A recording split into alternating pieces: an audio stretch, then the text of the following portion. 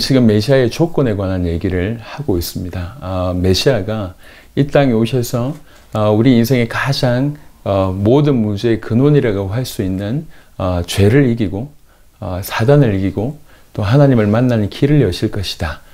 그런 사역을 하실 것이다 라고 메시아가 예언되어 있습니다. 하지만 동시에 그분이 메시아이기 위해서 구약의 수많은 적어도 300가지 이상의 예언 또한 나와 있습니다. 그 예언의 성취를 완벽하게 이루는 분이 메시아입니다. 그래서 오랫동안 메시아를 기다렸던 겁니다. 사실 확률적으로도 앞으로 300년 후에 맨날 며칠에 세 가지 예언이 동시에 성취가 된다. 그럴 확률만 하더라도 사실 너무나 말이 안 되는 얘기예요. 10의 몇십 성분의 1만한 그런 기적이 일어나야 되는데 300가지 이상의 예언이 한 인생 가운데 그 개인의 행동뿐만 아니라 그 주변에 있는 가족들, 그 다음에 어떤 이 동선들, 그 다음에 나라와 정세의 어떤 움직임들, 지구의 어떤 많은 환경들, 이런 것들이 동시에 일어난다고 하는 것은 있을 수 없는 일입니다. 하나님께서는 메시아, 어떻게 보면 지구의 전 우주의 가장 큰 대형 어떤 그런 프로젝트를 진행한다고 해도 과언이 아닙니다. 그래서 우리가 예수님을 메시아라고 얘기할 때 그 메시아가 얼마나 엄청난 의미가 있는지를 알 필요가 있습니다. 지난 시간에 메시아의 조건에 대한 얘기를 쭉 했습니다. 연이어서 말씀을 드리면 그 메시아는 그 동정녀로 오시고 그 다음에 아브람과 다윗의 자손으로 그 다음에 베들레헴에 탄생하시고 헤로드 왕의 어떤 유학살 사건도 연관이 있고 오셔서 늘 비유로 말씀하시고 성리의 입성으로 또 나귀 새끼를 타고 이제 입성하실 것도 예언되어 있고 친구에 의해서 배반당하고 은 30에 팔릴 것도 예언되어 있고 그 예언 또한 그대로 성취하셨습니다. 동시에 아주 구체적으로 십자가상에서 능욕당하실 것을 많은 어려움을 당할 것 또한 예언되어 있습니다. 이사야 53장 12절에 보니까 그러므로 내가 그에게 존귀한 자와 함께 몫을 받게 하며 강한 자와 함께 탈취한 것을 나누게 하리니 이는 그가 자기 영혼을 버려 사망에 이르게 하며 범죄자 중 하나로 헤아림을 받았음이니라. 그러나 그가 많은 사람의 죄를 담당하며 범죄자를 위하여 기도하였느니라 라고 얘기를 합니다. 죄인들과 함께 못 박히실 것에 대한 어떤 우회적인 예언입니다. 마가복음 15장 27절에 죄인같이 여김을 받으면서 강도 둘을 예수와 함께 십자가에 못 박으니 하나는 그의 우편에 하나는 좌편에 있더라 라고 얘기합니다. 죄인들과 함께 취급당하실 것에 대한 예언과 성취였습니다. 그리고 그 십자가상에서 쓸개탄 포도주를 마실 것 또한 예언되어 있습니다. 시편 69편 21절에 그들이 쓸개를 나의 음식물로 주며 목마를 때에는 초를 마시게 하였사오니 마태복음 27장 34절에 쓸개탄 포도주를 예수께 주어 마시게 하려 하였더니 예수께서 맛보시고 마시고자 하지 아니하시더라. 그리고 그 예수님이 입으셨던 옷 또한 제비 뽑힐 것을 얘기합니다. 이것은 예수님의 의지가 아니었잖아요. 그러니까 이게 그냥 예수님께서 예언한 그대로 동선에 맞추어서 짜서 일일이 했다. 이런 차원이 아니란 얘기죠.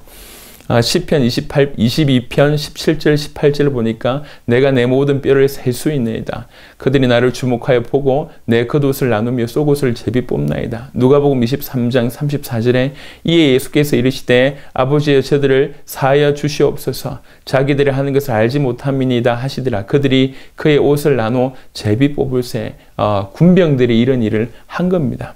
그리고 뼈가 꺾이지 않을 것 또한 예언되어 있습니다. 시편 34편 20절에 그의 모든 뼈를 보호하시며 그 중에서 하나도 꺾이지 아니하도다. 십자가에 달려 있는데 이 십자가 상에서 빨리 죽여야 될 그런 상황이 벌어진 것입니다.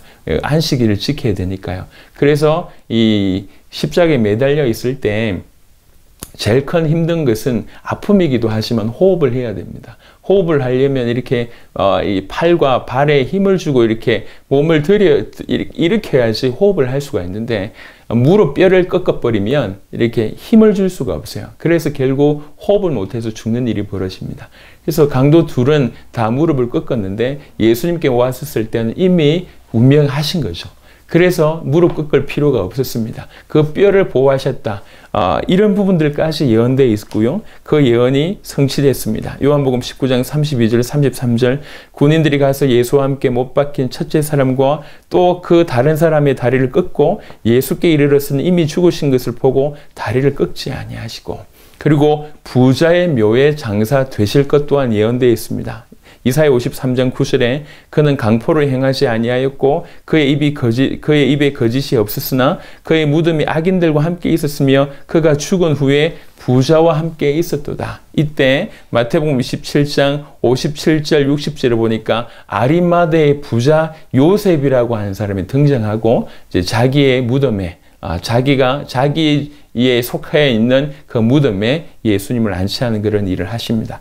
부활도 예언되어 있습니다. 시편 16편 10절에 이는 주께서 내 영혼을 소홀에 버리지 아니하시며 주의 거룩한 자를 멸망시키지 아니하실 것임이니이다. 시편 49편 15절에 그러나 하나님은 나를 영접하시리니 이름으로 내 영혼을 소홀의 권세에서 건져내시리로다. 셀라. 부활할 것을 예언하셨고 그것을 또한 성취하셨습니다. 성천하실 것도 예언되어 있습니다. 시편 68편 18절에 주께서 높은 곳으로 오르시며 사로잡은 자들을 취하시고 선물들을 사람들에게서 받으시며 반역자들로부터도 받으시니 여호와 하나님이 그들과 함께 계시기 때문이로다. 이 또한 성취가 되었습니다. 메시아는 이 모든 조건을 감당하시는 분이, 성취하시는 분이 메시아입니다. 하지만 이 모든 것들 중에도 절대로 흉내낼 수 없는 그런 것이 있는데, 메시아에 대한 예언이 있는데 그 중에 하나가 동정녀로 탄생하실 것이라는 것이죠. 이것은 그 어떤 인간도 흉내낼 수가 없습니다. 성령으로만 가능합니다. 또 하나는 이 땅에 살면서 죄 없는 몸으로 이 땅에서 지내신다고 하는 것입니다. 왜 그럽니까? 그래야지 죄 없는 몸으로 죄인들을 위해서 대신 죽으실 수 있으니까 그렇습니다. 그리고 십자가와 부활입니다. 이것은 그 어떤 인생들도 흉내낼 수 없는 예언입니다. 이 예언을 그대로 성취하신 분이 메시아입니다. 그 메시아는 우리를 구원하실 수가 있습니다. 지난 시간과 이번 시간 굉장히 짧지만 성경에서 메시아에 대한 예언과 그 예언이 그대로 예수님에게서 성취되었음을 잠시 확인을 했습니다. 우리가 믿는 메시아이신 예수, 그 메시아는 우리를 건져낼 수가 있습니다. 영원히 완벽하게 단번에 승리하시길 바랍니다.